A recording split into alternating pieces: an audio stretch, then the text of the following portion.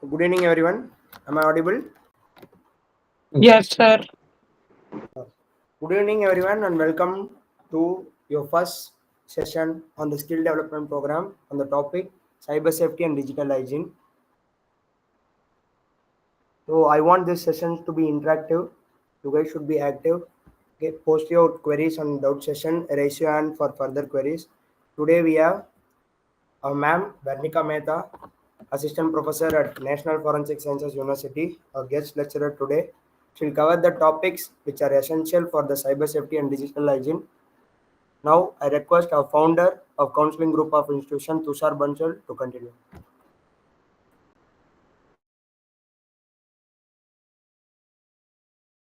Tushar, please unmute. Tushar. Sorry. Good evening, everyone. This is Tushar Bansal, founder, CEO, Council and Group of Institutions. Here today we have our esteemed guest, Madam Varnika Mehta. So we'll welcome her. So she's an accomplished admission and research scholar, currently serving as an assistant professor and research scholar at the National Forensic Sciences University under Ministry of Home Affairs, Government of India. With a strong background in forensic sciences, including experience as a PhD scholar and a teaching research assistant, Varnika ma'am has also contributed her expertise in fraud monitoring and as a faculty member at the prestigious NFSU Gandhinagar campus. So she will be speaking today on the crucial topic of cyber safety and digital hygiene. So kindly join me in welcoming ma'am to our panel of the guest speakers. Over to you, ma'am. Thank you so much, Tushar. Thanks for the introduction. Good evening, everyone. How are you all? I hope many of the faces will be aware of mine, will be aware of me, and many of you will not be knowing me. So, let me introduce myself. I'm Varnika Mehta, currently working in the Multimedia Forensics Department of National Forensic Sciences University. And since Tushar approached me to deliver this lecture on the topic of cybersecurity and digital hygiene, and I accepted the invitation, I thought of, uh, sharing my knowledge on this topic with you all, because this is a really relevant topic in nowadays, because as you all are aware how the cyber crimes are on peak. If we see the data from 2020, like COVID period to now, you can see how much the crime has been increased with the time. So I'll be start sharing my slide. Let me know if my slide will be visible to you. But before that, I would like to ask you all, um, are you all comfortable in Hindi language? If somebody is not knowing the Hindi language, then I'll be only using English. If everybody is comfortable in Hindi language as well, so I'll be speaking in both the language, Hindi, English, both. Hindi is comfortable. All right, I'm You getting can go thumbs up. with mix up of both the Ma'am, Hindi languages, is and comfortable. Okay, lot many I'll thumbs request up in Hindi. everyone to I'll request everyone to please put on your cameras as we need the session to be interactive enough. Yes, Yeah. ma'am, you can proceed. Okay, now I'm sharing my screen. मुझे बता दीजिएगा once it will be visible to you.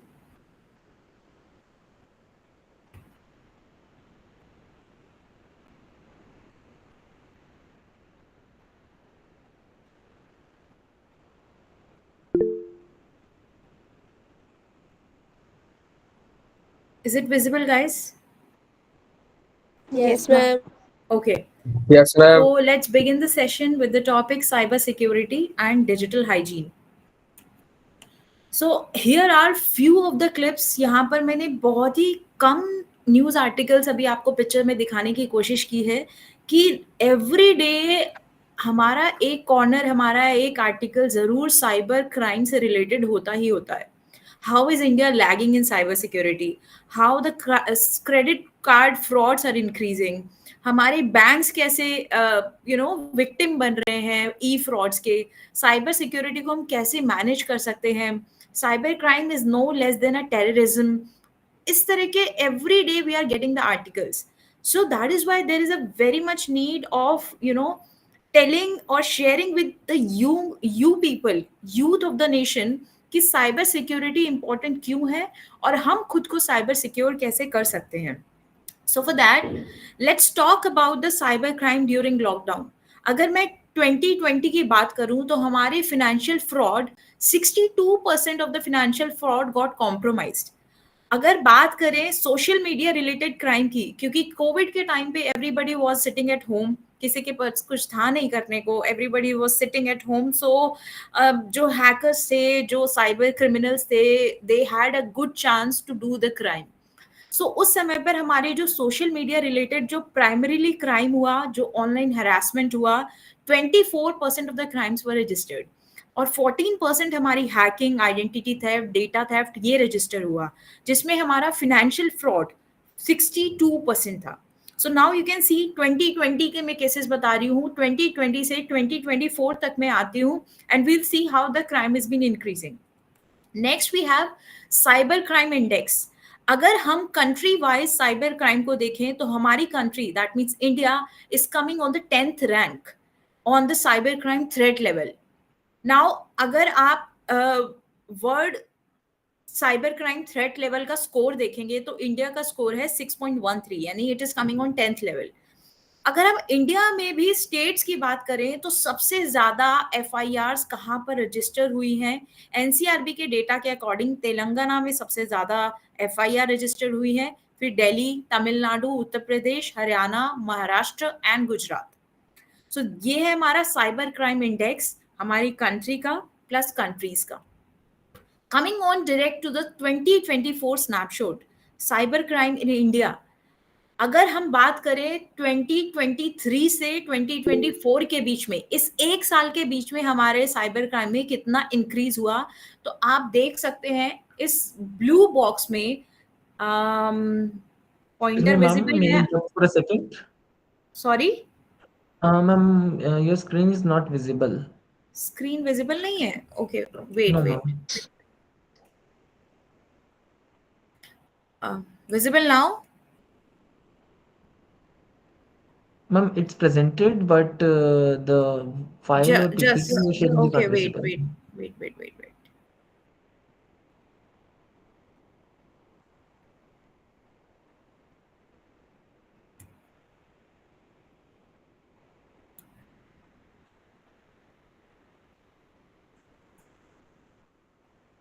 Let me know if the slides are Yes, moving ma'am. now. Now it is visible.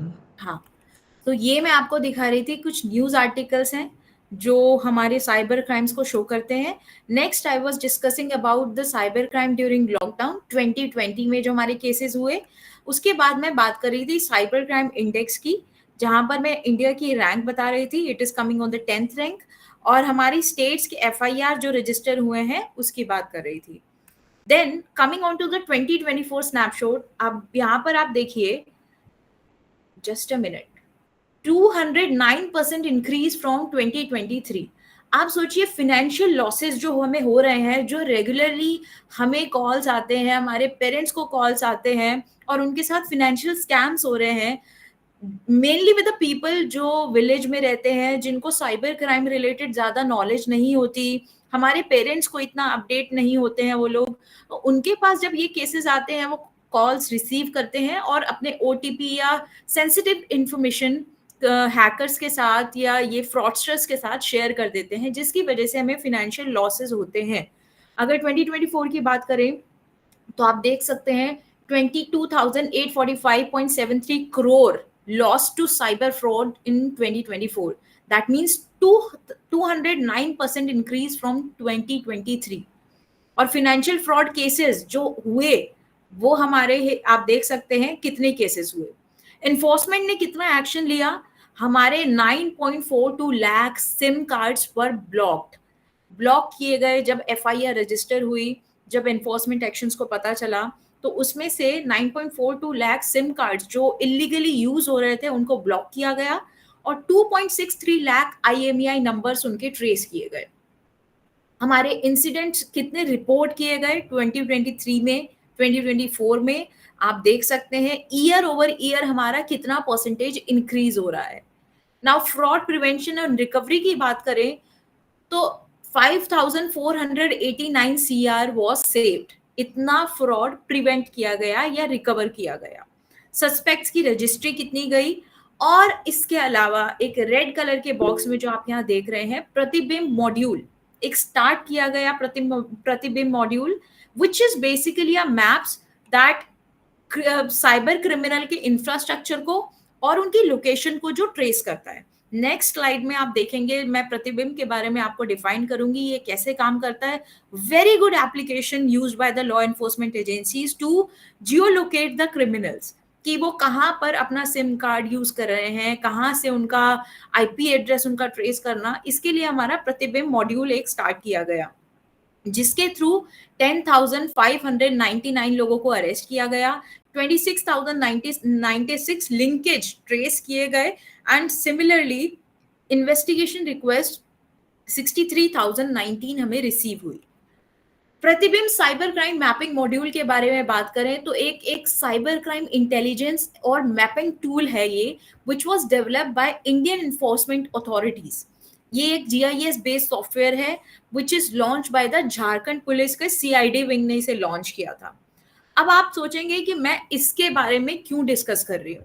Now जब हम topic की बात करेंगे digital hygiene, उस सब में आपको ये समझना बहुत जरूरी है कि हम पुलिस की हेल्प कैसे ले सकते हैं, हम हमारे साइबर वॉरियर्स की हेल्प कैसे ले सकते हैं जब हम कभी भी विक्टिमाइज हो जाएं। सबसे पहले प्रतिबिंब जो ऐप है इसके बारे में मैं आपको यहाँ बताना चाहूंगी। एक स्पेशलाइज्ड टूल है जो साइबर क्रिमिनल के नेटवर्क को और उनके इकोसिस्टम्स को ट्रैक करता है। उनके आईपी एड्रेस को ट्रैक करना, लोकेट करना, उनकी सिम डिवाइसेस को लोकेट करना, और उनके वेब ट्रेल्स, डार्क वेब पे अगर कहीं फुटप्रिंट्स उनके जो रह जाते हैं, जो भी वो सर्च करते हैं डार्क वेब पे, वो सारा हमारा साइबर क्राइम मैपिंग जो होती है वो प्रतिबिंब ऐप से, टूल से होती है। तो हमारी जियो लोकेटेड क्राइम एनालिसिस प्रतिबिंब जो टूल है वो बहुत हेल्प कर रहा है इसमें। रिजल्ट्स अगर 2024 की इसमें बात करें तो इस ऐप, इस टूल के through 10,599 plus people got arrested. क्योंकि कैसे उनको ट्रेस किया गया, वो इस समय कहाँ पर हैं, कौन सा सिम कार्ड, कौन सी आईपी एड्रेस, कौन सा उनको लोकेशन, उनके डार्क वेब ट्रेल्स, ये सब लिंकेज करके उनको ट्रेस किया गया with this Pratibimb module. So you can understand how helpful this module is to the law enforcement agencies. अब साइबर क्राइम का स्टैटिस्टिक्स अगर मैं फिर से आपको दिखाऊं तो आप क्लियरली यहाँ देख सकते हैं कि 80% of cyber crimes are phishing attacks in the technology sectors. अब ये फिशिंग अटैक होता क्या है वो भी मैं आपको अभी आगे डिटेल में बताने वाली हूँ। ये एक छोटा सा स्नैपशॉट आप देख पा रहे हैं, 10.5 trillion data projected cost of cyber crime by 2025 जो होने वाला है। Cost of crypto crime annually by 2025 $30 billion आगे होने वाली है। अब ये एक साइबर क्राइम का स्टैटिस्टिक्स है जो हमारे साइबर क्राइम वॉरियर्स हैं जो काम करते हैं साइबर सिक्योरिटी के लिए, हमारा डेटा देख के उन्होंने एस्टिमेशन लगाया कि 2025 तक कितने और क्राइम्स बढ़ सकते हैं, कितना हमारा फाइनेंशियल लॉस और होने के चांसेस हैं। तो वही ये साइबर क्राइम स्टैट्स आपका दिखा रहे हैं। Now coming on to what is the reason why the cyber attacks are being happening, हमारा NCRB that means national crime record bureau का ये सोर्स है और वो ये बताते हैं कि जो हमारे रीजंस हैं वो क्या रीजंस हैं, किस वजह से हमारे साइबर अटैक्स हो रहे हैं। एक तो आपका फ्रॉड करने का अगर किसी से इंट्यूशन है, किसी का इंटेंशन है कि मैं फ्रॉड करूं, उस तरह के 32,230 केसेस रजिस्टर हुए। सेक्सुअल एक्सप्लॉयटेशन करने के 4,555 केसेस हमारे रजिस्टर हुए।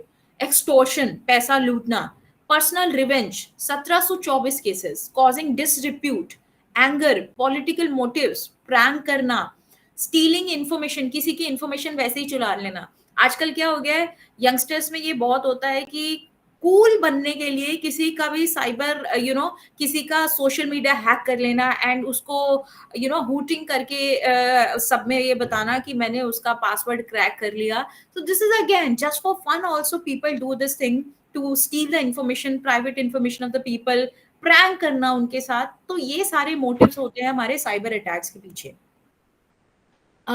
ये अगेन आपका साइबर क्राइम का 2025 का स्टैटिस्टिक्स है। I will not go into this.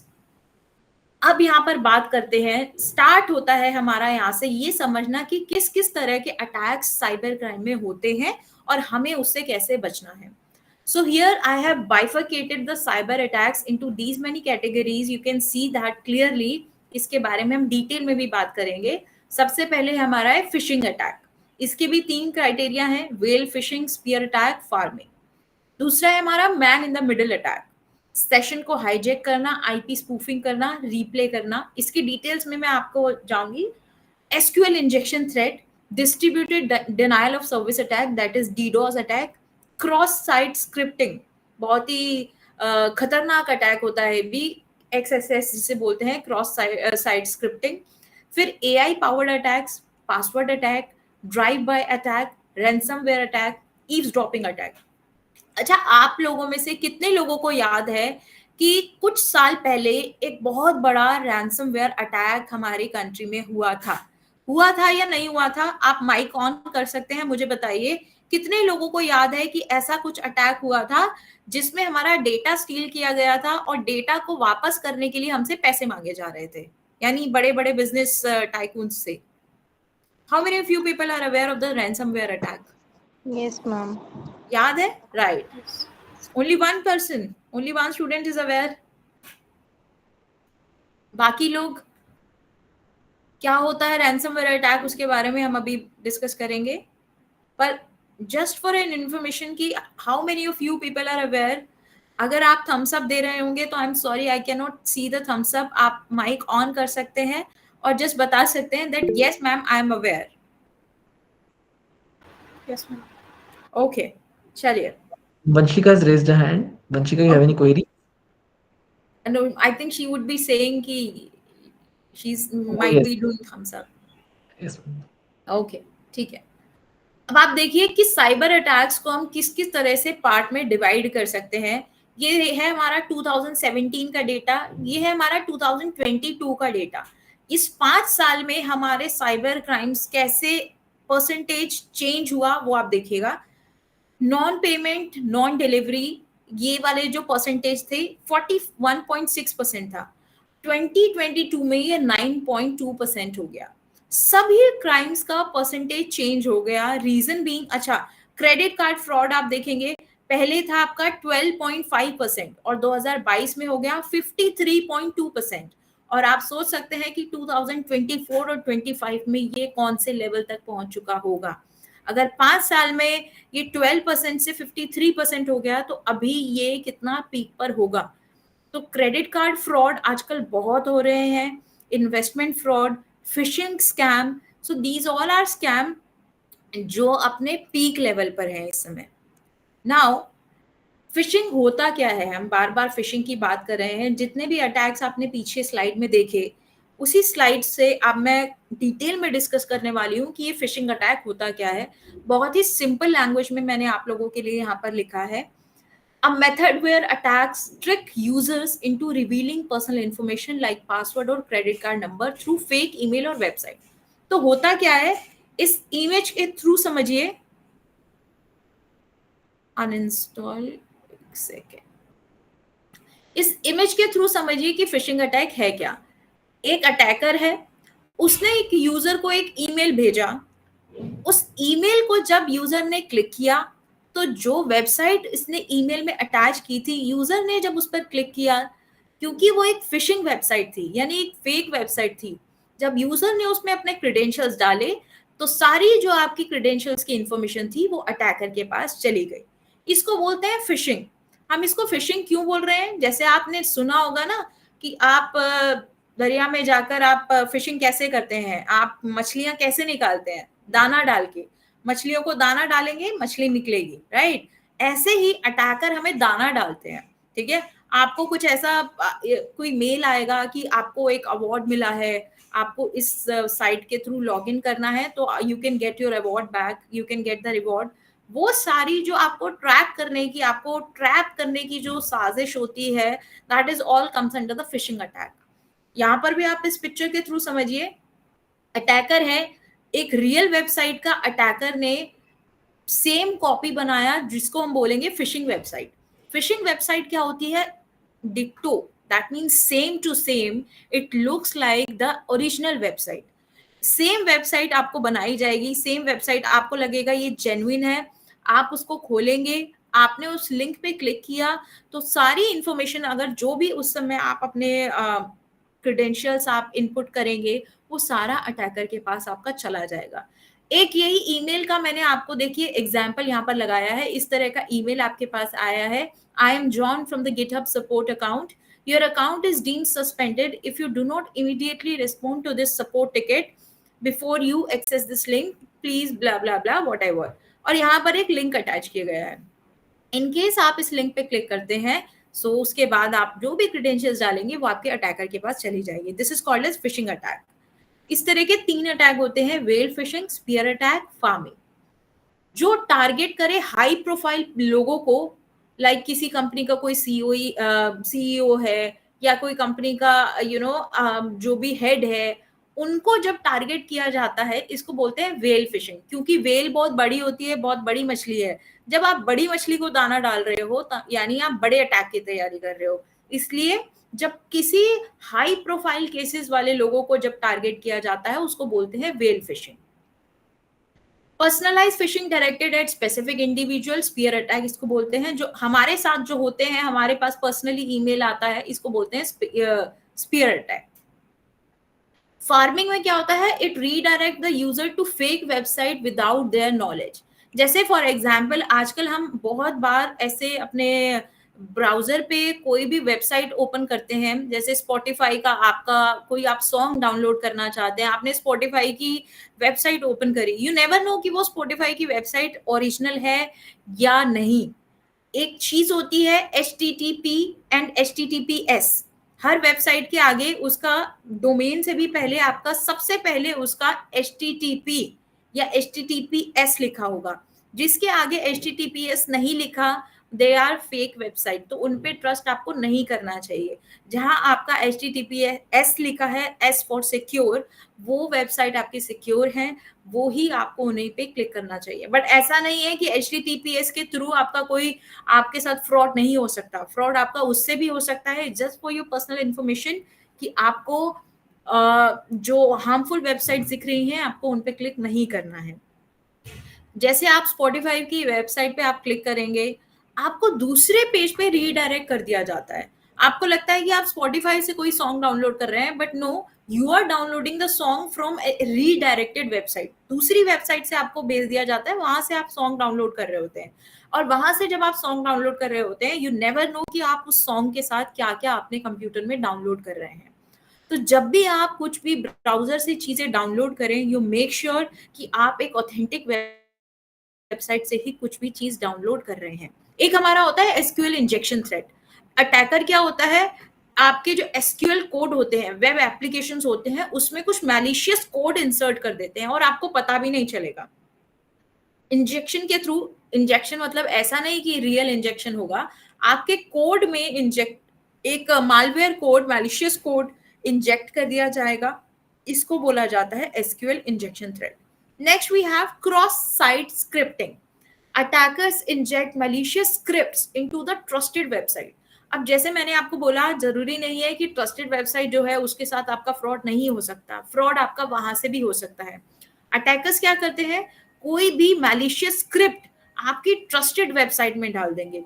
और जब कोई यूजर, जैसे मिंत्रा की वेबसाइट आपने ओपन करी, ठीक है, कोई भी शॉपिंग साइट है या कोई भी फूड की वेबसाइट है, any website you are opening, उसमें आप जब विजिट कर रहे हैं, तो वो जो स्क्रिप्ट, मैलिशियस स्क्रिप्ट अटैकर ने उसमें इंसर्ट की है, वो आपके ब्राउजर में ओपन हो जाएगी। या आप जब भी कुछ कुकीज डाउनलोड करते हैं या कोई भी चीज को एक्सेप्ट करते हैं, जैसे आप देखेंगे कभी भी कोई आप एप्लीकेशन डाउनलोड करते हैं तो आपसे बहुत सारी परमिशंस ली जाती हैं कि आप जब तक उसको एक्सेप्ट नहीं करेंगे तब तक आपका एप्लीकेशन रन नहीं होगा। सो ये चीजों के साथ क्रॉस साइट स्क्रिप्टिंग अटैक किया जाता है कि आपकी ट्रस्टेड वेबसाइट की स्क्रिप्ट में एक मैलिशियस कोड, एक मैलिशियस स्क्रिप्ट इंसर्ट कर दी जाएगी। इसको बोला जाता है cross site scripting. Ransomware attack की बात करें तो अगेन, मैलवेयर के थ्रू आपके पूरे डेटा को इनक्रिप्ट कर लिया जाएगा और अब आपसे डिक्रिप्शन के लिए पैसा मांगा जाएगा। आप ये समझ सकते हैं कि आपका खुद का पैसा है, किसी ने पैसा चोरी कर लिया, अब वो ये बोल रहा है कि अगर आपको आपका पैसा वापस चाहिए तो मुझे और पैसा दो। It is like that. तो आपका कोई भी, ये बड़ी बड़ी कंपनीज के साथ जनरली ये रैंसमवेयर अटैक होता है कि कंपनी का पूरा डेटा एनक्रिप्ट कर लेंगे। एनक्रिप्ट मतलब पूरा कोड से उसको एनक्रिप्ट लॉक कर देंगे। अगर अब आपको कोड को अनलॉक कराना है तो आपको एज एन कंपनी को अटैकर्स को रैंसम देना पड़ेगा, रैंसम अमाउंट यानी पैसा देना पड़ेगा टू गेट इट डिक्रिप्टेड। इस अटैक को बोला जाता है ransomware attack. Then we have drive by attack. कोई भी पेन ड्राइव के थ्रू या कोई भी इंसर्टिंग डिवाइस के थ्रू जब आप अनइंटेंशनली कुछ मालवेयर या मलिशियस सॉफ्टवेयर डाउनलोड कर देते हैं just by visiting the fake website और downloading the things from them, तो इसको बोला जाता है drive by attack. Next we have eavesdropping attack, also known as sniffing. Sniffing मतलब कुछ सूंघना, कुछ स्मेल करना। This involves intercepting private communication such as login credentials। अगर कोई अपने किसी को login credentials बता रहा है, वहां जाके सुनना कान लगा के, उसको बोला जाएगा eavesdropping अटैक। कि आपने सुन लिया कि हाँ उसने ये पासवर्ड बोला था, अब आपने वही पासवर्ड सुन के उस पासवर्ड को यूज करके उसकी वेबसाइट को हैक कर लिया। तो eavesdropping अटैक ये होता है जब आप कुछ स्निफ कर रहे हैं। ये जरूरी नहीं है कि कोई पास वाला आपका खड़ा है वो डिस्कस कर रहा है तो आप उसी का सुन रहे हैं। कोई अनसिक्योर्ड नेटवर्क, मान लीजिए जैसे बहुत आजकल गेमिंग साइट्स हैं, आजकल लोग ऑनलाइन गेमिंग करते हैं। ऑनलाइन गेमिंग में अगर आप क्रेडेंशियल्स किसी को शेयर कर रहे हो और आपको लग रहा है कि मेरी प्राइवेट चैट में उसको अपने क्रेडेंशियल्स शेयर कर रहा हूँ, तो ये हो सकता है कि वो एक अनसिक्योर्ड नेटवर्क हो और वहां पर आपके डेटा लीक होने के बहुत ज्यादा चांसेस हो। तो वो अगर अटैक आपके साथ होता है उसको बोला जाएगा ईव्सड्रॉपिंग अटैक, क्योंकि आपने खुद वो इंफॉर्मेशन शेयर की है और किसी अनसिक्योर्ड नेटवर्क के थ्रू वो किसी और के पास तक पहुंची है। So this is eavesdropping attack. देखिए मैं जैसे बता रही थी क्रॉस साइट स्क्रिप्टिंग क्या होता है। एक वेबसाइट का विजिटर है और एक है परपिट्रेटर जो कोई क्राइम करेगा। Number 1, perpetrator discovers a website having a vulnerability that enables the script injection। मान लेते हैं कोई एक वेबसाइट है, मान ली कोई भी फॉर एग्जांपल मिंत्रा की वेबसाइट। मिंत्रा की वेबसाइट आई थिंक सभी को पता होगी, मिंत्रा सभी लोग यूज करते हैं ना, आई बिलीव, है ना। तो मिंत्रा की वेबसाइट आपने ओपन करी शॉपिंग करने के लिए, ठीक है। हो सकता है मिंत्रा की साइट में इसने यानी एक अटैकर ने देखा हो कि इनकी जो जेन्युइन वेबसाइट है वहां पर एक वल्नरेबिलिटी है, यानी एक लूप होल है कि ये जो परपिट्रेटर है ये उसमें अपना कोड इंजेक्ट कर सकता है। सबसे पहले अटैकर क्या करते हैं, सारी जेन्युइन वेबसाइट्स को चेक करते हैं कि कहीं कोई लूप होल है, वो अपना खुद का मैलिशियस स्क्रिप्ट इसमें इंसर्ट कर सकते हैं या नहीं। तो परपिट्रेटर चेक करता है। उसके बाद जब उन्हें पता चल गया कि इस वेबसाइट में ये वल्नरेबिलिटी है कि इसमें हम अपना डेटा अपने मैलिशियस स्क्रिप्ट को इंसर्ट कर सकते हैं, तो वो अपना डेटा अपनी स्क्रिप्ट एक ट्रस्टेड वेबसाइट में इंसर्ट कर देते हैं। नंबर 2। नंबर 3, जब कोई भी जेन्युइन विजिटर, जैसे हम लोग अगर शॉपिंग कर रहे हैं, हम लोगों ने वो वेबसाइट को ओपन किया, ओपन करने के लिए भी आपको पता है मिंत्रा में आप कोई भी कुछ देख रहे हैं आपको शॉपिंग के लिए लॉग इन करना पड़ेगा। और अगर आप ऑनलाइन पेमेंट करना चाहते हैं तो भी आपको अपने कार्ड की डिटेल्स या आपको जीपे का नंबर व्हाटएवर यू हैव, आपको वो चैनल प्रॉपर फॉलो करना पड़ता है। अगर ये अटैकर ने इस साइट में कोई भी मैलिशियस स्क्रिप्ट डाल दी है तो आपकी सारी इंफॉर्मेशन उस परपिट्रेटर के पास जा रही है कि आपने क्या क्या विजिट किया, क्या क्या आपने कितनी देर इस वेबसाइट पे लगाया। अब ये मैं आपको एक एग्जांपल बताती हूँ। कभी कभी लोग रिवेंज लेने के लिए भी इस तरह के केसेस करते हैं।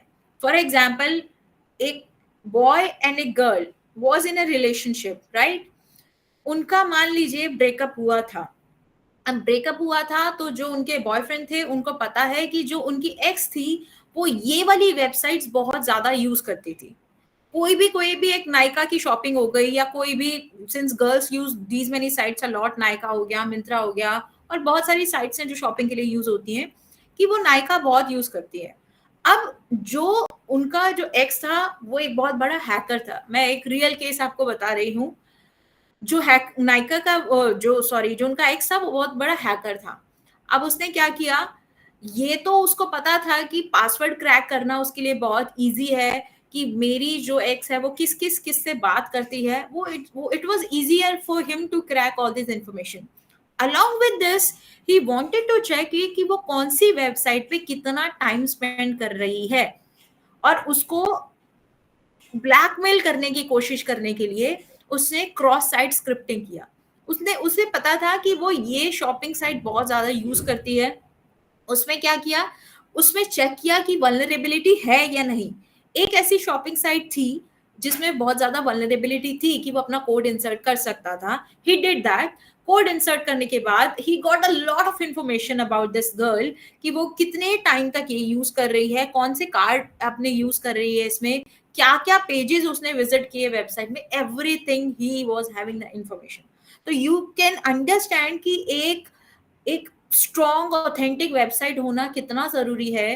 कोई भी उसमें वल्नरेबिलिटी नहीं होनी चाहिए। ये भी एक कंपनी को इंश्योर करना चाहिए कि उनके जो यूजर्स हैं वो उसको ट्रस्टफुली यूज कर सकें। Man in the middle attack, जिसको MITM अटैक भी बोलते हैं। अटैकर सीक्रेटली इंटरसेप्ट और alter the communication between two parties. कोई दो पार्टीज में कम्युनिकेशन हो रही है और वो जो तीसरा पर्सन है, मैन इन द मिडल, वो आपकी सारी इंफॉर्मेशन को गेन कर रहा है। इसको बोला जाएगा man in the middle attack. एक आपका है distributed denial of services attack. अच्छा, ये आप देखिए, ये पिक्चर में एक यूजर है, एक वेबसाइट है। ओरिजिनल कनेक्शन ना करने की जगह ये इस तरह से कनेक्शन हुआ है कि जो मैन है मिडिल में उसके थ्रू कनेक्ट हुआ है। जैसे हम करते हैं ना, थर्ड पार्टी के थ्रू ऐप डाउनलोड कर ली, या थर्ड पार्टी के थ्रू कोई सॉन्ग डाउनलोड कर लिया, या आप कोई इंस्टाग्राम की रील डाउनलोड करना चाहते हैं, तो आप बहुत सारे ऐसे पेजेस हैं जिसके थ्रू आप इंस्टाग्राम की रील डाउनलोड कर सकते हैं। पर जब आप उस रील का लिंक आप पेस्ट करते हैं डाउनलोड करने के लिए, तो वो आपको एक दूसरे पेज पे रीडायरेक्ट कर देता है। तो हो सकता है वहां पर कोई मैन मिडिल में हो जो आपके सारे डेटा को फेच कर सके। तो ये चीजों का हमें ध्यान रखना चाहिए कि there could be a man in the middle attack on you, so you have to be very careful. Distributed denial of service. Distributed denial of service, denial of service attack एक होता है जिसको हम डॉस अटैक बोलते हैं। ये होता है डिस्ट्रीब्यूटेड डीडॉस। एक नेटवर्क को इतना बिजी कर देना, बॉट के थ्रू उसको इतने मैसेजेस करना कि वो कुछ काम ना कर सके। देखिए ये पिक्चर जिसपे मैं अभी लेजर पुट कर रही हूँ, हियर इज अ बॉट और ये अटैकर है। अटैकर ने बॉट की हेल्प के थ्रू आपके डोमेन को इतना बिजी कर दिया, इतनी सारी इंफॉर्मेशन उसको एक ही बार में दे दी कि जो विक्टिम है उसके पास सारी इंफॉर्मेशन एक साथ आ रही है and he will not be able to do his work.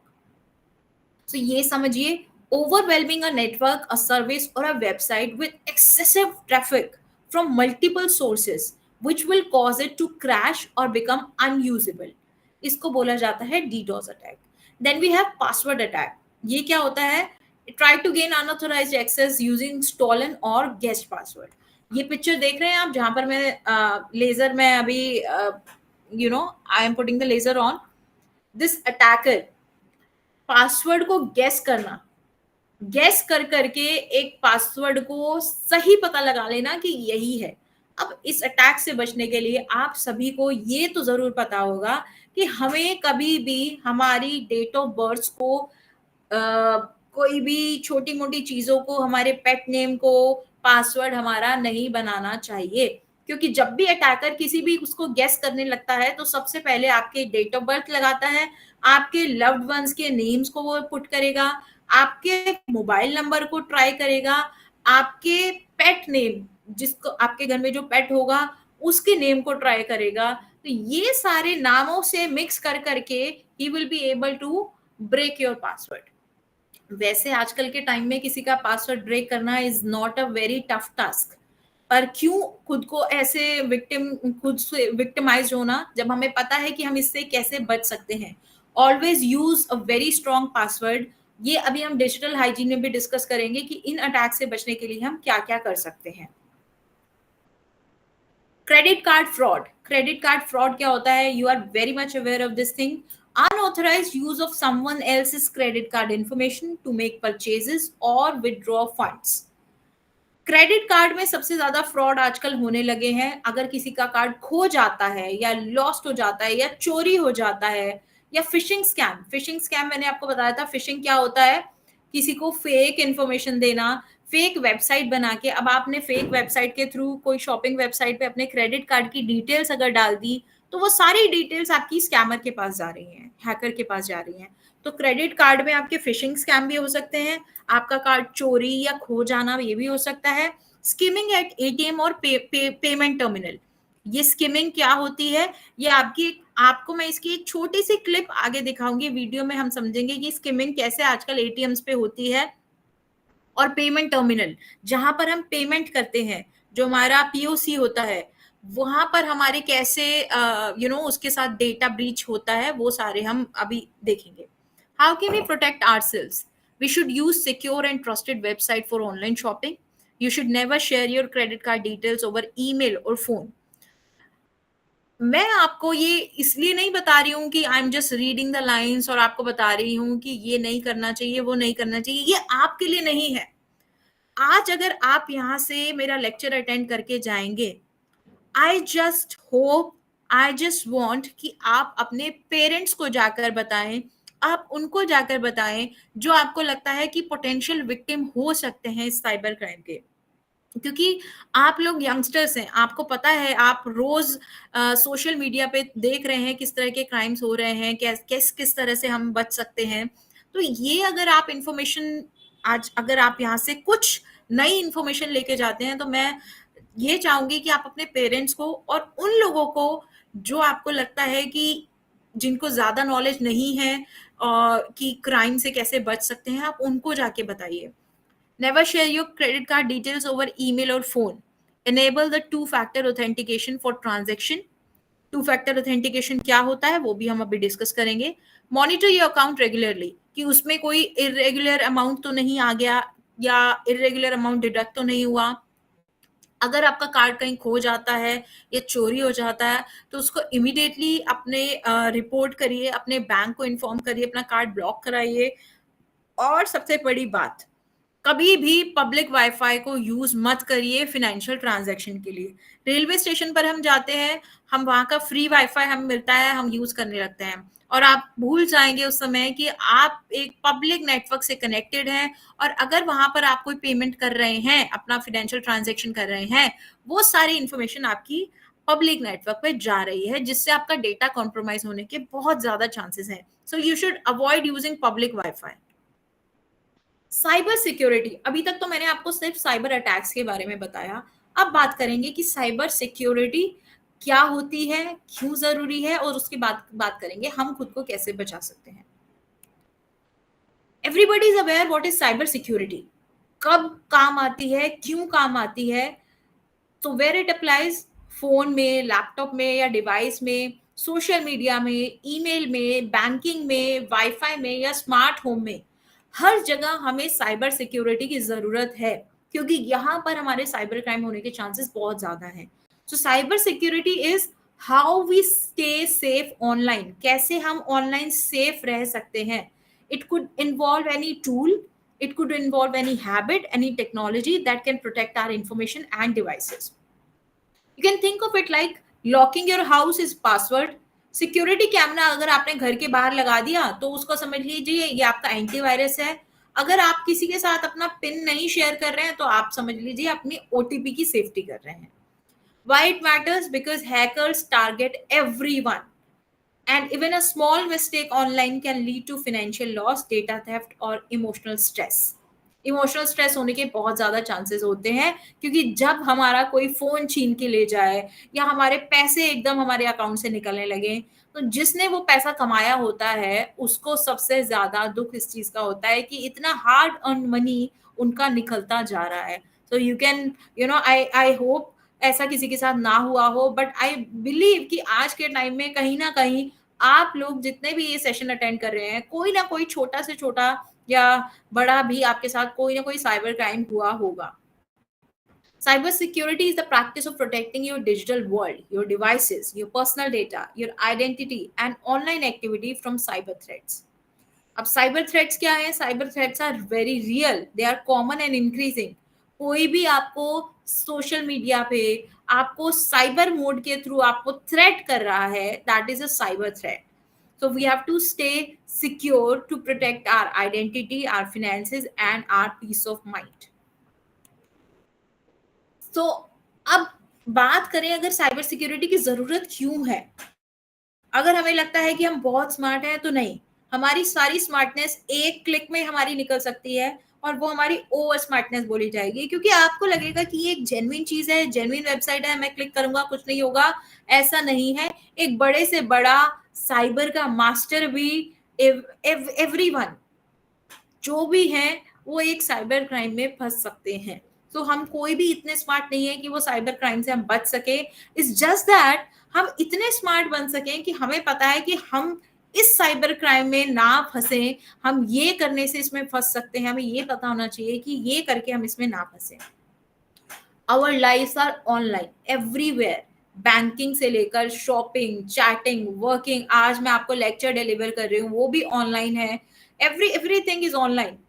Every click, download and password matters. आप वेब ब्राउजर से क्या डाउनलोड कर रहे हैं, किस चीज पर क्लिक कर रहे हैं, एवरीथिंग मैटर्स। जस्ट मैंने आपको स्पॉटिफाई का एग्जांपल दिया। आप सॉन्ग डाउनलोड करना चाहते हैं, एक वेबसाइट है pagalworld.com, आप उससे सॉन्ग डाउनलोड करते हैं। आजकल उसी की फेक वेबसाइट बहुत बन गई है। आपको लगेगा आप रियल ओरिजिनल pagal.com से डाउनलोड कर रहे हैं, बट वो एक फेक वेबसाइट हो गई। So that's why every click, every download and every password matters. अगर मैं बात करूं तो रियल लाइफ स्टोरी बहुत है आपको बताने के लिए कि किस किस के साथ आइडेंटिटी थेफ्ट हुआ है, किस किस की सोशल मीडिया हैक हुई है, कितने लोगों के साथ स्कैम हुआ है। सो बहुत सारी रियल स्टोरी है। और आई गेस सभी के पास कोई ना कोई बताने को होगा कि मैम हमारे फ्रेंड के साथ ये हो गया, हमारे पेरेंट्स के साथ ये हो गया, हमारे क्लासमेट के साथ ये हुआ। सो बहुत सारे केसेस आप लोगों के पास भी होंगे, हमारे खुद के साथ ये हो गया। So if you would not leave your house unlocked, why should you leave your digital door wide open when you can protect yourself? अब करना कैसे है प्रोटेक्ट, वो बात करेंगे अभी। रियल केसेस, मैंने यहाँ पर 3 रियल केसेस डाले हैं जो बहुत बड़े केसेस रह चुके हैं। February 2025 में an employee was contacted by a convincing fake recruiter। मैं आपको इन तीनों की जगह एक छोटे से जिस्ट में बताती हूँ कि क्या हुआ था। लिंक्डइन पे आप लोग आजकल बहुत ज्यादा जॉब सर्च करते हो और आपको लगता है कि लिंक्डइन के थ्रू जो भी जॉब आ रही है वो सब जेन्युइन होंगी क्योंकि लिंक्डइन है। दैट डजंट मीन कि अगर वो लिंक्डइन है तो सारे कॉन्टैक्ट्स आपके वहां पर जेन्युइन होंगे। आजकल तो लिंक्डइन भी बहुत ज्यादा क्राइम करने के लिए यूज होने लगा है। तो एक एम्प्लॉय को कॉन्टैक्ट किया गया convincing a fake recruiter via LinkedIn. मैं फॉर एग्जाम्पल किसी को रिक्रूट करना चाहती हूँ और मैं एक फेक रिक्रूटर हूँ, मैंने उसे कन्विंस कर लिया एक जॉब के लिए, about a decentralized crypto exchange job, एक वो जॉब थी। After receiving a suspicious executable, Bitdefender safely executed it inside a sandbox and confirmed it was malicious। मैं इसकी स्टोरी क्या थी, एक एम्प्लॉय को कांटेक्ट किया गया एक फेक रिक्रूटर के थ्रू। रिक्रूटर ने ऐसा उनको शो किया कि वो एक ओरिजिनल रिक्रूटर है। जब उनको सस्पिशियस कुछ डिटेक्ट हुआ तो बिट डिफेंडर है, उसका इंसिडेंट का नाम पूरा बिट डिफेंडर है। बिट डिफेंडर ने उसको सेफली एग्जीक्यूट किया और उसको सैंडबॉक्स में डाल दिया। तो ऐसे बहुत सारे केसेस हैं जिसमें सोशल मीडिया भी इन्वॉल्व है, जिसमें हमें बहुत ज्यादा बचने की जरूरत है। अब मैं बात करती हूँ डिजिटल हाइजीन। डिजिटल हाइजीन क्या है, जस्ट अ मिनट। हाँ, ये 3 चीजें अगर आप याद रखेंगे तो आप बहुत अपने आप को डिजिटल हाइजीन आप मेंटेन कर सकते हैं। आप खुद को पीसफुली साइबर वर्ल्ड में सेफ रख सकते हैं, आप खुद को सिक्योर रख सकते हैं। तो पहला है use strong and unique password.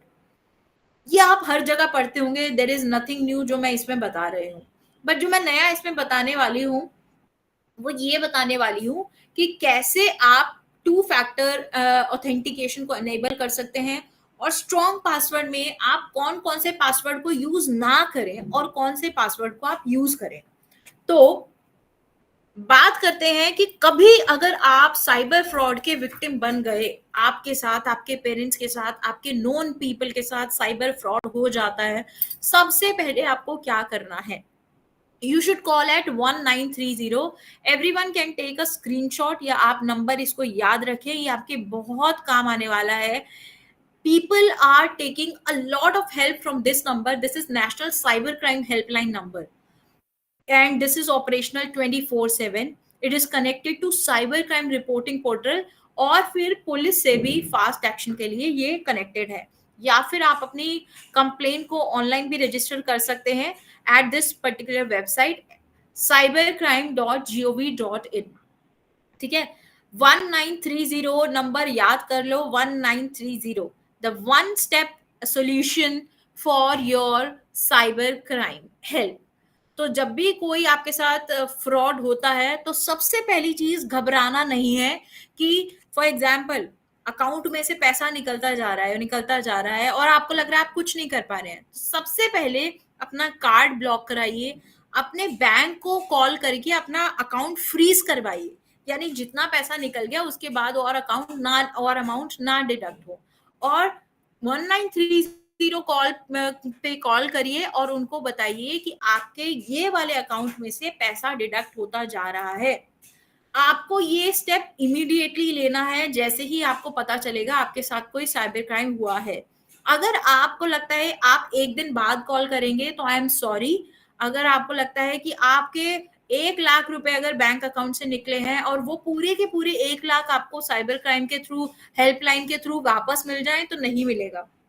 जितना जल्दी आप हेल्प कर सकते हैं, कॉल कर सकते हैं, उतनी जल्दी आपको हेल्प मिलेगी और विद इन 24/7 आपका आधे से ज्यादा पैसा आपको रिट्रीव होने के पूरे चांसेस हैं। And you can trust me on that because I my self have seek help from this number, not for myself. One of my friend got victimized for this financial fraud. उनके account से 1.5 lakh deduct हुआ। And when after couple of days she told me कि मेरे account से ऐसे ऐसे पैसा निकलता जा रहा है और टोटल अभी तक 1.5 लाख निकल चुका है। After couple of days I called on this number and I seek the help. उसका 90,000, मैं ये नहीं कहूंगी पूरा 1.5 लाख रिकवर हमने किया, उसका 90,000 out of 1.5 lakh we have recovered. तो आप इतना सोच सकते हैं 1.5 लाख से अच्छा आपका 90,000 जब रिकवर हो रहा है इसकी हेल्प से, तो क्यों ना हम इसकी हेल्प लें। तो कभी भी नॉट जस्ट फिनेंशियल फ्रॉड, आपको कोई साइबर स्टॉकिंग कर रहा है, आपको कोई ऑनलाइन परेशान कर रहा है, आपको कोई थ्रेट्स कर रहा है, आपकी कोई पर्सनल फोटोज को यूज करके आपको ब्लैकमेल कर रहा है, तो भी आप इस 1930 की वेबसाइट को कॉल करके या फिर cybercrime.gov.in पर अपनी इंफॉर्मेशन रजिस्टर करा सकते हैं। आपकी पर्सनल इंफॉर्मेशन कोई भी कहीं भी लीक नहीं होती है इसमें। अगर आप रजिस्टर कराएंगे, अगर आपको लगता है आपकी इंफॉर्मेशन आपके पेरेंट्स तक पहुंच जाएगी और उनको पता चल जाएगा कि ऐसे आपकी पर्सनल फोटोज को यूज किया जा रहा है मार्केट में और आपकी इंप्रेशन डाउन हो सकती है, तो घबराइए मत, आप कॉल कीजिए, आपकी पर्सनल आइडेंटिटी को सेफ रखा जाएगा। You will not gate harmed in that case. और 1930 की जितनी ज्यादा से ज्यादा आप हेल्प ले सकते हैं उतनी आप हेल्प लीजिए। और 2 फैक्टर ऑथेंटिकेशन को हमेशा एनेबल रखिए। इस केस में भी one of my cousin got victimised. उनका इंस्टाग्राम का सोशल मीडिया हैक कर लिया गया, इंस्टाग्राम हैक कर लिया गया मेरे कजिन का, और उन्होंने मुझे जैसे ही बताया, और हाँ मेरे पास उनका कुछ रिक्वेस्ट आया एक दूसरे अकाउंट से, प्लस जो उनका सोशल मीडिया था उस पर कुछ रैंडम पोस्ट वो हैकर जो था वो डालने लगा। ठीक है, जैसे ही मैंने मतलब मेरे पास रिक्वेस्ट आई तो मैंने उनको पूछा कि why did you send me the request again, we both are following each other. So he said मैंने नहीं बनाया अकाउंट। तो मैंने बोला कि हो सकता है कोई फेक अकाउंट हो, so you just go and check. Now when I opened his original account I saw कि ये रैंडम पोस्ट, कुछ भी रैंडम पोस्ट डली हुई है which my cousin can not put on social media. So I just called him ASAP. I asked him कि ये देखो irregular सी कुछ फोटोज, रैंडम फोटोज हैं, have you posted them? So he said no. So at that point of time मैंने उसका account ये freeze कराया। उसके बाद उसका पासवर्ड रिकवर करने के बाद, पासवर्ड चेंज करने के बाद, as soon as possible I told him to get its 2-factor authentication on. Done. 2-factor authentication में क्या होगा, एक तो आप कहीं भी अगर अपने लॉगिन क्रेडेंशियल्स डाल रहे हैं तो ओटीपी के थ्रू आपके फोन पे मैसेज आएगा या आप ईमेल पे वो कोड को मंगा सकते हैं। दूसरा, ये एक बार तो आप अपने इंफॉर्मेशन यहाँ डाल रहे हैं, उसको वेरीफाई करने के लिए आपके पास मैसेज या ईमेल आता है जो आपको पूछता है are you the authentic one. अगर आप ऑथेंटिक हैं, जो ये कोड आ रहा है, तो आप यहाँ पर डालिए, तभी आपका पासवर्ड अनलॉक होगा। जैसे आपको ओटीपी आ सकता है फोन पे। Authentication app, I personally use Google authenticator app. मेरे फोन में हमेशा ऑथेंटिकेशन ऐप है जिसमें मेरे सारे 2 फैक्टर ऑथेंटिकेशन एनेबल है। भले वो जीमेल का हो, इंस्टाग्राम हो, इंस्टाग्राम के जो भी अकाउंट्स हैं, जितने भी मेरे सोशल मीडिया पे अकाउंट्स चल रहे हैं, उन सभी का 2 फैक्टर ऑथेंटिकेशन मैं गूगल ऑथेंटिकेटर पे रखते हूँ। You all can download this Google authenticator app, और जब भी कभी आप लॉगिन किसी दूसरी डिवाइस में करेंगे तो गूगल ऑथेंटिकेटर ऐप पर एक पिन कोड आएगा। वो पिन कोड अगर आप दूसरी डिवाइस में इंसर्ट करेंगे तो ही आपका जो अकाउंट है वो वहां से अनलॉक हो पाएगा। यानी आप कहीं भी पासवर्ड अगर डालना चाहेंगे तो तभी आपका ऑन या सिस्टम में आप एंटर कर सकते हैं। तो user enter in their user name and password, आपके पास फिर एक कोड आता है, और या फिर आप कोड को जब आप इंसर्ट करते हैं तो ही आप इसको ओपन कर सकते हैं। This is what 2 factor authentication is. या फिर आप बायोमेट्रिक कर सकते हैं, फिंगरप्रिंट या फेस भी आप अपना लगा सकते हैं। What are the common mistake which people are making, you, me, everyone. जैसे कि मैं आपको बता रही थी, हमारे बर्थडेज और पेट नेम्स को पासवर्ड रखना, अपने सेम पासवर्ड को रीयूज करना बार बार मल्टीपल एप्स में, और हमारे पासवर्ड को नोटबुक में या कहीं अपने नोटपैड में, फोन में सेव करके रखना, अपने फोन की नोटपैड में, अपने लैपटॉप की नोटपैड में सेव कर लेना, ये चीजें नहीं करनी चाहिए, बिकॉज वो कोई भी एक्सेस कर सकता है, कभी भी खोल के दे सकता है। तो पासवर्ड कभी भी 1 2 3 4 5 6 या पासवर्ड को पासवर्ड, ये बहुत ही कॉमन हो गया है, ये चीजें आप मत करिए। स्ट्रॉन्ग पासवर्ड यूज करिए जिसमें आप @ हैश कुछ भी ऐसा इंसर्ट करिए और पासवर्ड को स्ट्रॉन्ग बनाइए ताकि वो क्रैक करने में थोड़ा डिफिकल्ट हो।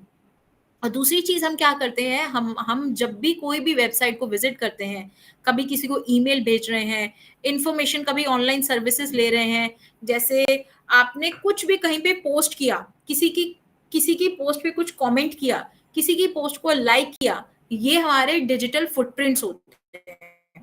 यानी जहां जहां आप कुछ भी सोशल मीडिया पे कर रहे हो, आप अपने फुटप्रिंट्स छोड़ के जा रहे हो। इवन आप अगर कोई वेबसाइट विजिट कर रहे हैं, आप वहां पर अपने फुटप्रिंट, डिजिटल फुटप्रिंट छोड़ के जा रहे हैं। अब डिजिटल फुटप्रिंट भी आप 2 टाइप के हैं, एक्टिव फुटप्रिंट, पैसिव फुटप्रिंट।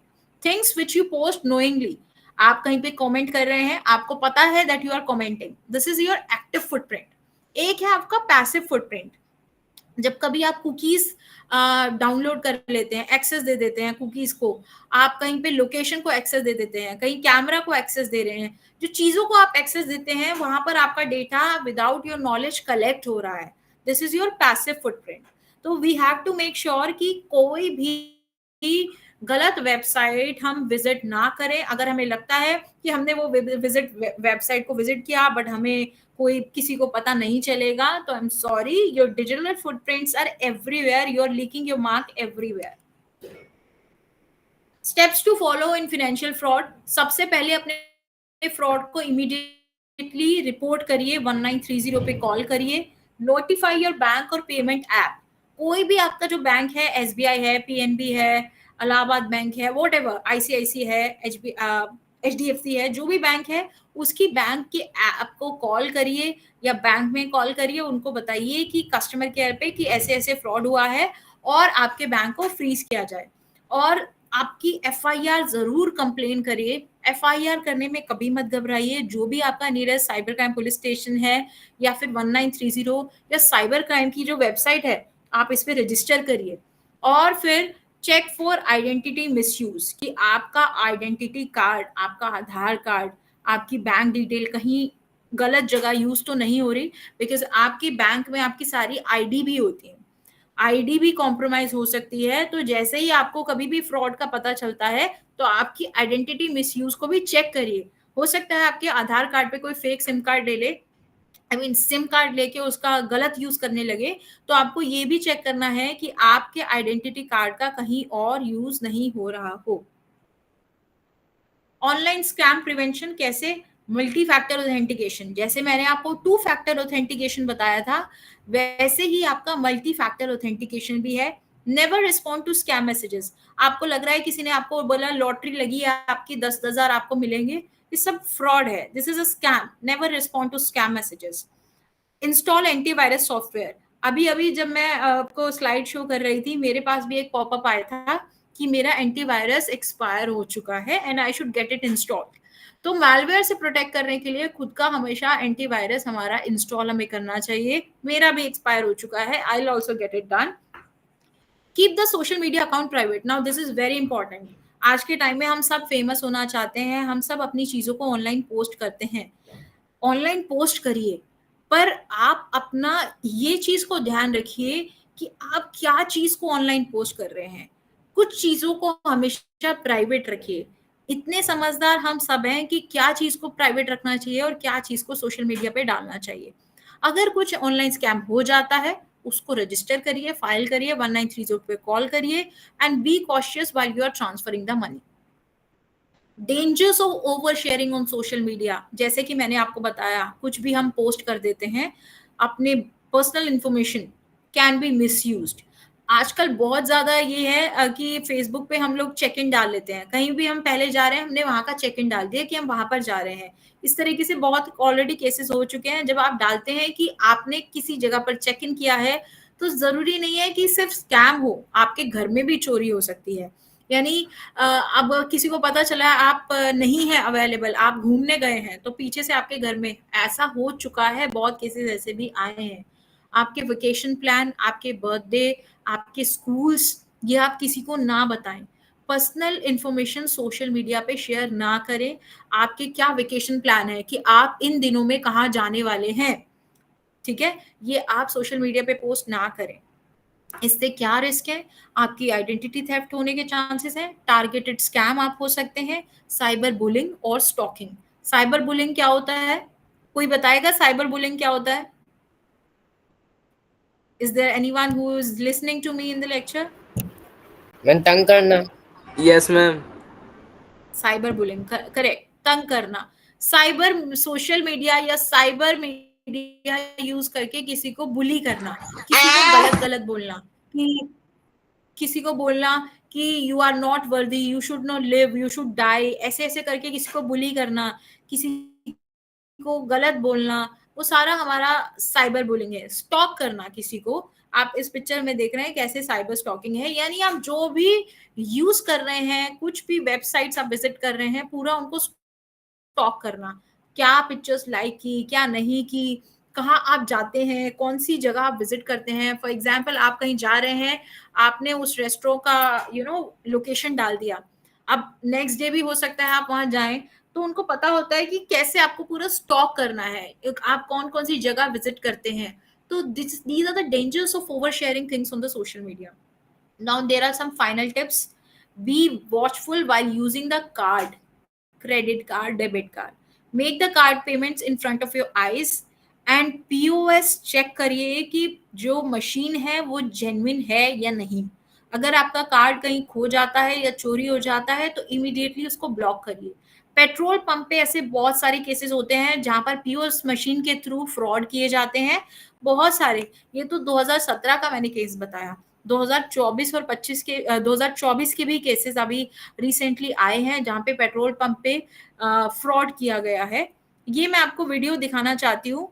ये वीडियो आप सभी देखिए। वीडियो के साथ साथ मैं आपको यहाँ पर बताती रहूंगी कि क्या होता है जब भी हम पेमेंट करते हैं। वीडियो अभी मैंने स्टार्ट नहीं की है। जब भी हम पेमेंट करते हैं, हम कार्ड की जो इन्फॉर्मेशन हम डालते हैं, उसके बाद जब रिसीवर को वो पेमेंट रिसीव होती है, उनको एक ऑप्शन प्रेस करना होता है सेटल का। जब सेटल करते हैं तो उनके अकाउंट में वो पैसा सारा चला जाता है, राइट।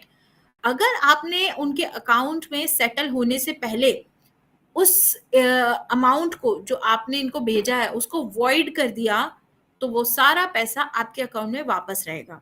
तो कुछ दिनों पहले ऐसा केस हुआ कि एक देयर वाज अ पर्सन, उसने पेट्रोल पंप पर जाकर पेट्रोल पंप वाले को बोला कि भैया मुझे कैश अमाउंट की जरूरत है, आप प्लीज मेरे कार्ड से पैसा ले लो और मुझे इसकी जगह कैश दे दो। तो पेट्रोल पंप वाले भैया ने सोचा कि ठीक है, जेन्युइन लग रहा है, कैश की जरूरत है बेचारे को, तो चलो दे देते हैं, कार्ड से तो पेमेंट हम ले ही रहे हैं। तो जब उसने कार्ड से पेमेंट की और वो भैया कैश लेने के लिए गया, इतने में उस स्कैमर ने क्या किया, अपनी पेमेंट को यहाँ से वॉइड कर दिया। यानी अब वो अमाउंट वो रिसीवर के बैंक में ना जाकर आपके बैंक में ही रहा, कहीं नहीं गया। तो ये वीडियो एक बार देखिए। आप यहाँ जो भी अमाउंट डालते हैं उसके बाद आप पिन डालते हैं,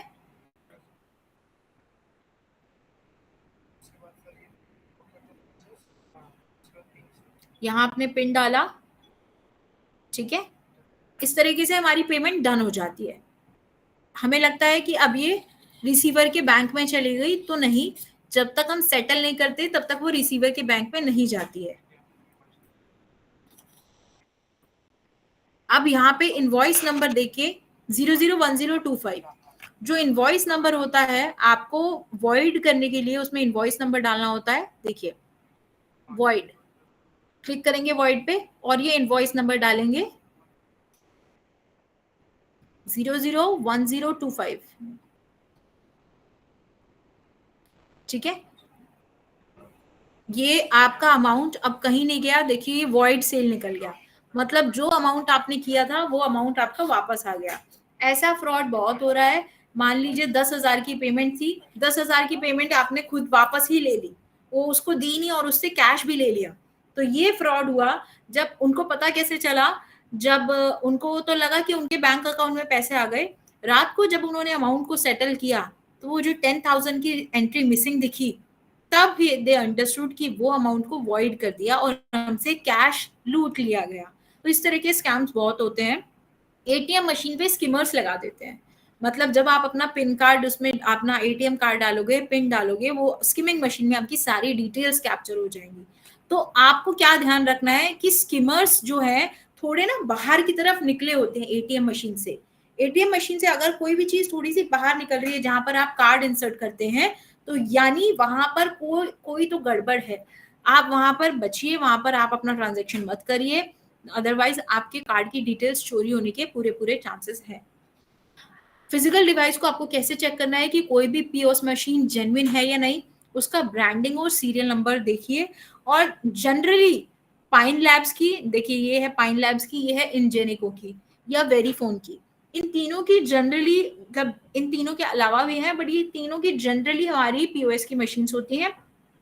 इसकी सील टैंपर प्रूफ होनी चाहिए। अगर टैंपर प्रूफ नहीं है, शीशा टूटा हुआ है, तो भी सॉरी, तो भी आपके फ्रॉड होने के चांसेस हैं, तो इनका ध्यान रखना है।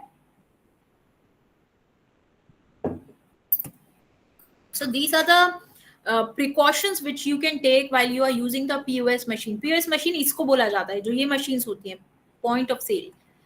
Always request a printed or digital receipt showing merchant name, date and time, transaction ID. जो आपकी receipt आती है वो लीजिए अपने पास और बैंक से मैच करिए। I'm not talking about the bank की बैंक में जाके उसे मैच करना है। आपकी जो स्लिप पे बैंक का जो नेम आ रहा है, कौन से बैंक में वो जा रहे हैं, वो चेक करिए। प्रेफर यूजिंग यूपीआई और QR based payments when unsure. अगर आपको लगता है कहीं टैप करने से या आपके कार्ड की डिटेल्स डालने से आप फंस सकते हैं, तो वहां पर आप यूपीआई का यूज करिए, पीओएस को यूज मत करिए। Use smart verified app only, इतना आप समझदार हैं। कोई भी गेमिंग ऐप, कोई भी ऐसे फाइनेंशियल ऐप, कुछ भी ऐसे इंस्टॉल मत करिए। Be mindful of installing the application on your mobile phone and make sure you are using a verified app. Yesterday, कल की बात बताती हूँ। Yesterday I was traveling in the metro. A person sitting next to me. मैं उसके phone में I was not leaning onto him or मैं उसके फोन में झांक नहीं रही थी. Just that he was using in his phone. He was playing the chess game in his phone. So chess game खेलते खेलते उसके मोबाइल में ऊपर आने लगा कॉल फ्रॉम अननोन, मतलब जो ऐसे जो रैंडम कॉल्स आते हैं, किसी के रैंडम कॉल्स ऊपर आने लगे। वो जो रैंडम कॉल्स होते हैं वो इन्हीं साइट्स पे आते हैं जो आपकी बहुत ही, जिनकी एप्स में वल्नरेबिलिटीज होती हैं, क्योंकि ये सारे आपको लूटने की कोशिश होती है। यहाँ पर आपकी पर्सनल इंफॉर्मेशन के साथ कॉम्प्रोमाइज हो जाता है और बहुत सारी इंफॉर्मेशन आपकी लीक होने के चांसेस होते हैं। मेक श्योर अगर आप गेम भी खेल रहे हैं तो वो एक जेन्युइन ऐप होना चाहिए।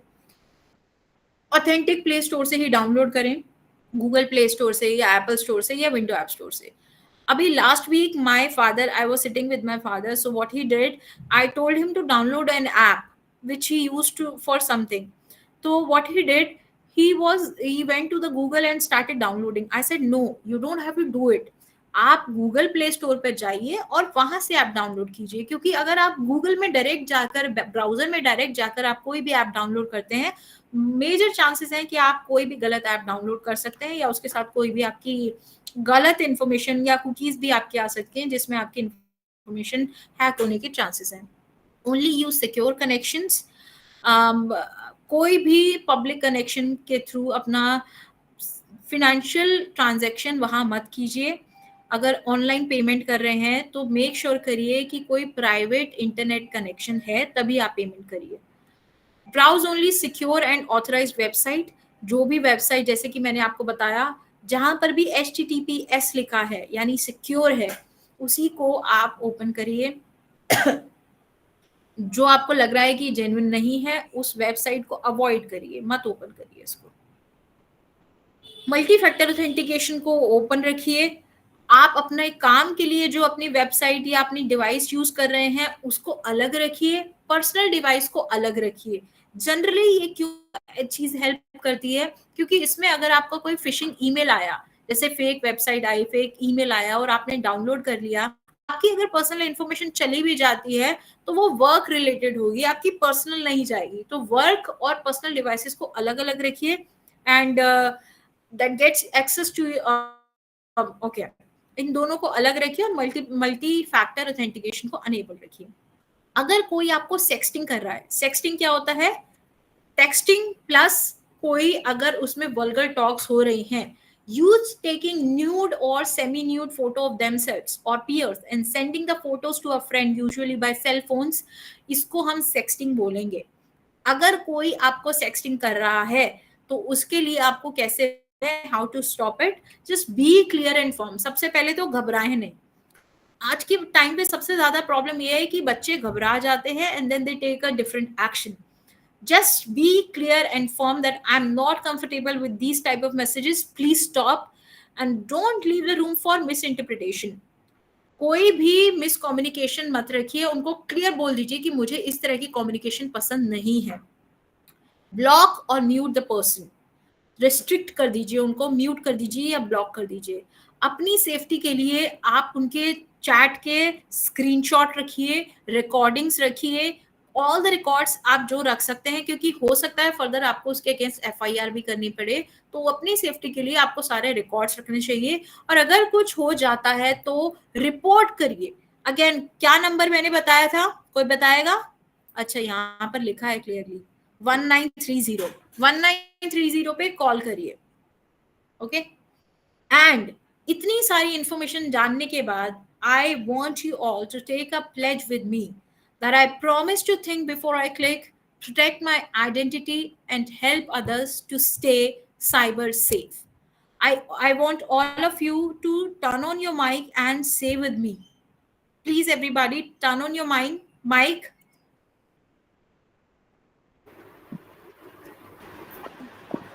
I promise I promise promise to think before I click, before should I I click,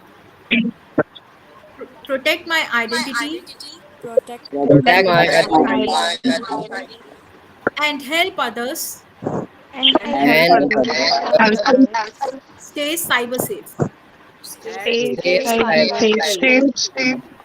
अब आप लोगों ने क्योंकि मेरे साथ ये प्लेज लिया है, तो आप लोगों की ये ड्यूटी बनती है कि खुद तो बचे ही बचे, प्लस आपके आसपास जो लोग हैं उनके भी हेल्प करें कि उनको साइबर सेफ एनवायरनमेंट प्रोवाइड किया जाए. सो आज के सेशन के लिए thank you so much for your kind attention, for listening to me, for bearing with me. And अगर आपके कोई क्वेश्चंस हैं तो I am here to address. Thank you so much.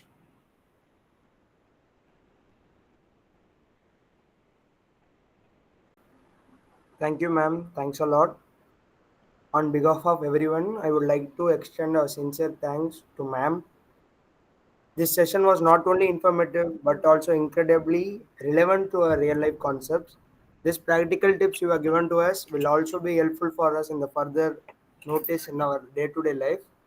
Thank you, ma'am, for this wonderful session. Thank you for spending your time to educate the students. Any doubts? Open for the doubts.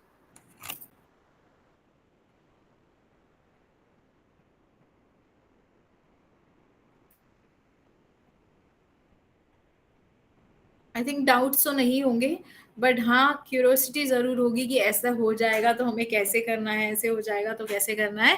तो वो curiosity सभी के पास होनी चाहिए। And I hope अगर आपके साथ कोई भी क्राइम होगा तो सबसे बड़ी चीज़ कि कभी घबराना नहीं है। सबसे बड़ी गलती जो हम करते हैं, हम घबराते हैं, हम किसी को बताते नहीं है। अगर आपके अकाउंट से पैसा भी जा रहा है और आपको लग रहा है कि आपके पेरेंट्स आपको डांटेंगे, तो ऐसा मत करिए। इससे पहले कि आपसे और बड़ा कुछ आपके साथ फ्रॉड हो जाए, उसको पहले रिपोर्ट करिए, अपने पेरेंट्स को बता दीजिए। इसमें आपकी कोई गलती नहीं है। और you can protect yourself by calling on 1930 and by taking the help from the cyber warriors. So if anyone has any doubt, they can ask ma'am.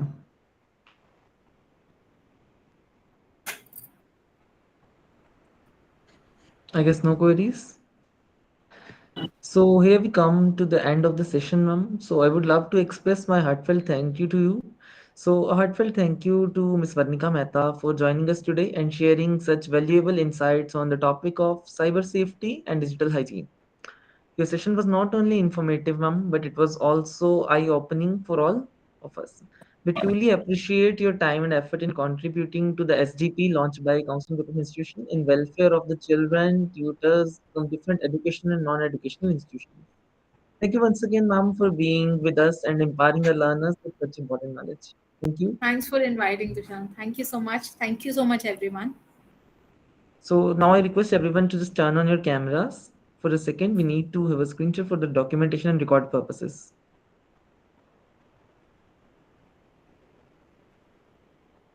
Hello, Krisha. How are you doing? Good evening, ma'am. I'm fine, ma'am.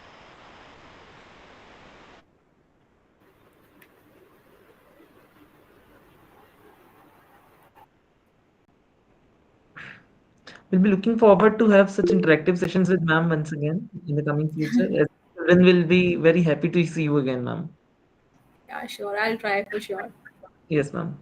So thank you, ma'am, for your valuable time. Hope to see Okay. you in Thank the you so session. much, everyone. Thank you so much. Stay safe. Take care. Bye-bye. Thank you, ma'am. Thanks a lot. Yes, everyone, the session ends here.